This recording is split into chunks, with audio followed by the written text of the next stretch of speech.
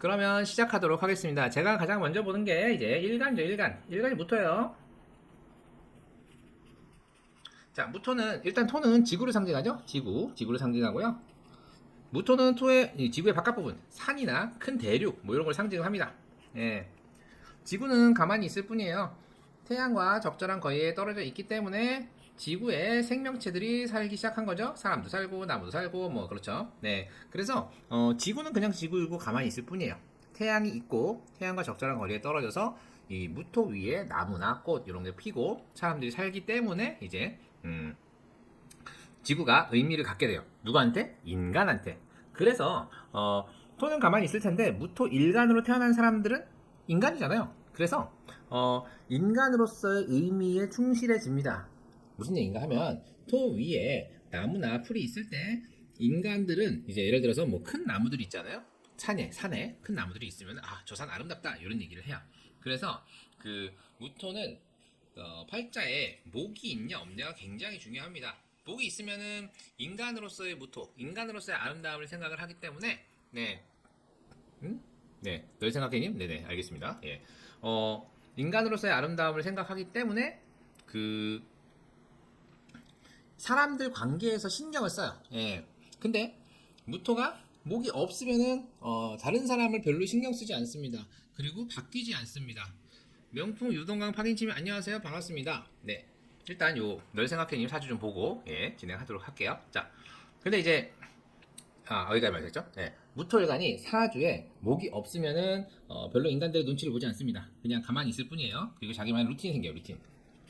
아침에 몇 시에 일어나서 언제 일을 닦고 언제 밥을 먹고 언제 출근해서 언제 점심을 먹고 뭐 언제 퇴근하고 이렇게 이제 굉장히 정해진 루틴이 있는데 잘 바뀌지 않습니다. 그리고 남의 말도 잘 듣지 않아요. 왜냐면 나는 목이 없기 때문에 그냥 지구일 뿐입니다. 네. 그래서 일단 무토 일간의 특징을 말씀을 드렸고 두 번째 이제 월지 자월입니다. 야 자월 자 자월에 무토가 수왕하면 부기를 의심하지 않는다고 했어요. 좀 애매하긴 하다 근데 자 무토가 자월이에요. 자월에 무토가 태어났으면은 자월에 수왕했을 때 수가 왕하거든요. 지금 수가 왕할 때 무토의 역할이 굉장히 중요합니다. 목을 보호하는 역할, 목을 토 속에 감싸서 보호하는 역할 굉장히 중요하게 그러니까 본인의 쓰임이 굉장히 중요해질 수 있다는 얘기예요. 거기다가 이제 병화까지 떠주면은 안성맞춤이겠죠?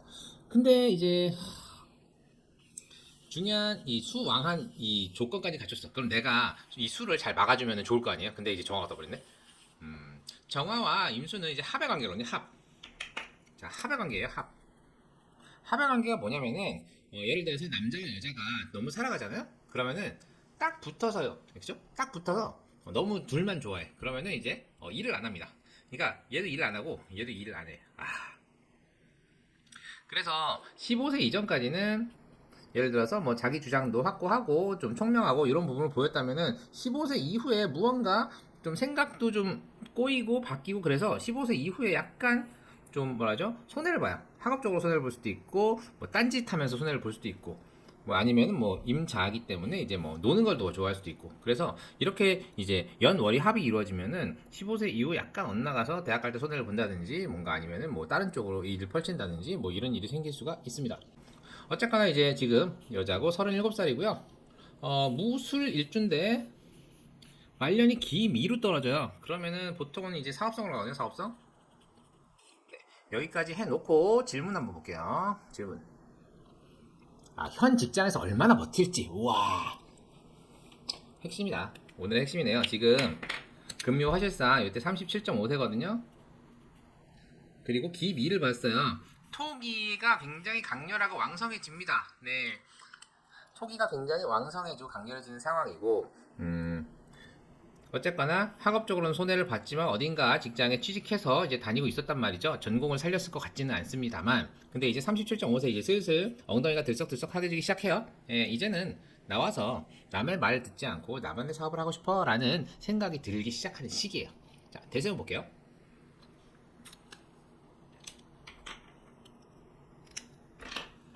현재 2015년부터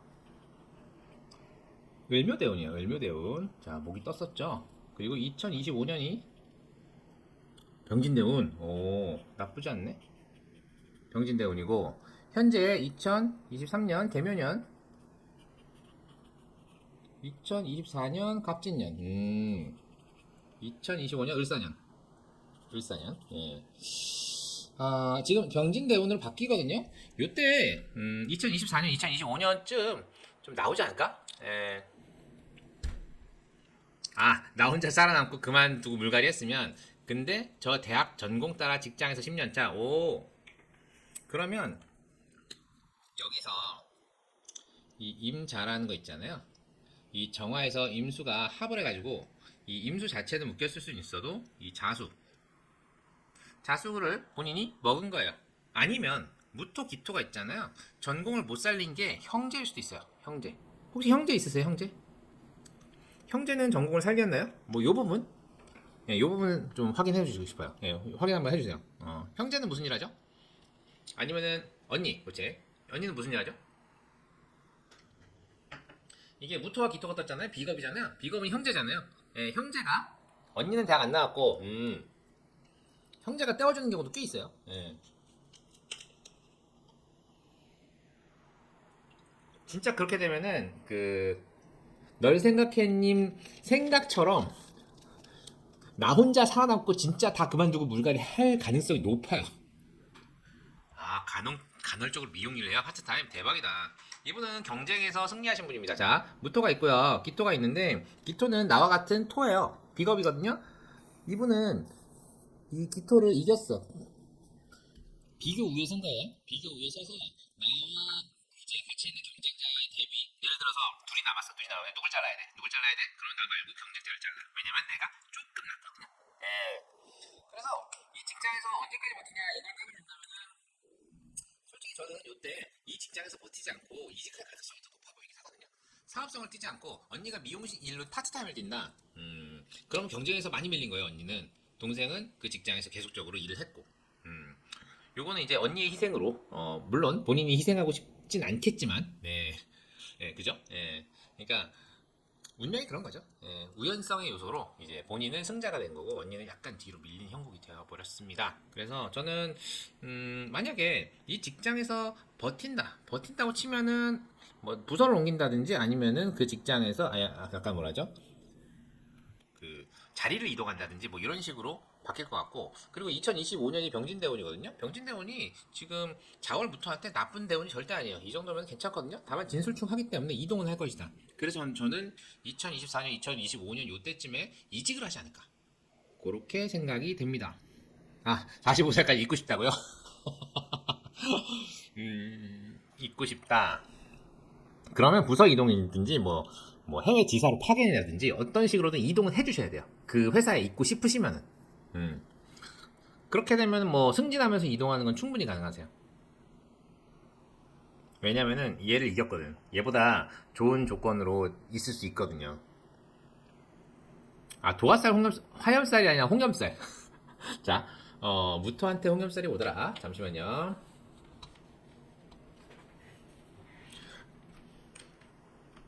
자, 일단은 연지도화가 있네요. 연지도화 있으세요?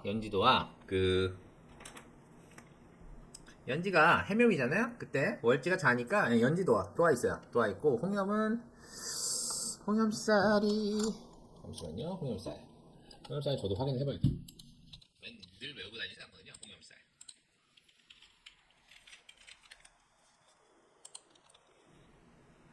아, 무진인데?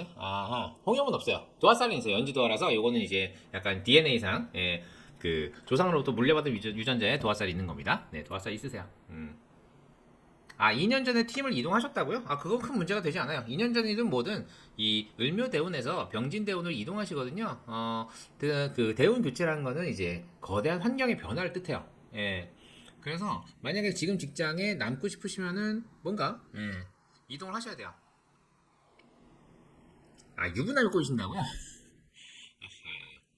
지금 결혼하셨어요? 아니면 미혼이세요?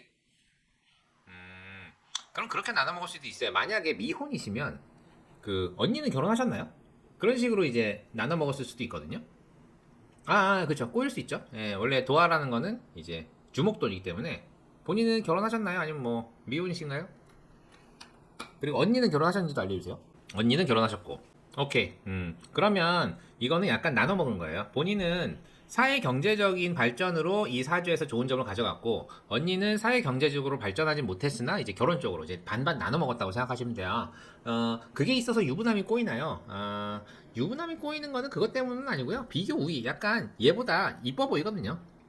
주변에 있는 사람들에 비해서 얘보다 이뻐 보이기 때문에 꼬이는데, 그게 지금 나이대 때문에 유부남이 꼬여 보이는 거지. 꼭 유부남이 꼬이는 건 아닙니다. 예, 주목도기 때문에. 그리고 술명이 있거든요. 술명이 있고 이 배우자 자리에 술토가 있어요. 술토가 미에 있어 형을 당하기 때문에 좀 뭐라죠? 그 미혼에 괜찮은 사람 이런 게 꼬이는 게 아니라, 미혼이라도 약간 하자가 있는 사람, 또는 괜찮은데 유부남, 약간 이런 식으로 꼬여 버리는 거죠. 왜냐하면 언니가 결혼을 했기 때문에. 팔자는 이렇게 봐야 돼요. 예를 들어서 이 팔자에서 언니는 결혼 안 했고 본인이 결혼을 했으면은 그 상황이 정반대로 바뀔 수도 있어요. 근데 지금 이 팔자를 가진 사람들 중에, 이 팔자를 가진 사람이 이게 2시간 단위거든요, 김희씨가. 그래서 사람이 한 50명 정도 돼요, 이 똑같은 팔자를 가지고 태어나신 분들이. 근데 그 중에서 널 생각해님은 팔자가 이런 식으로 튄 거죠. 그러니까 결혼을 못하는, 안 하는 이런 방향으로 튀는 거고, 언니는 이미 결혼을 한 거고, 다만 사회 경제적으로는 본인이 언니보다 좀 더 발전을 한 거고. 네, 팔자는 이렇게 보는 거예요. 네, 널 생각해님 혹시 또 뭐 궁금하신 거 있으세요?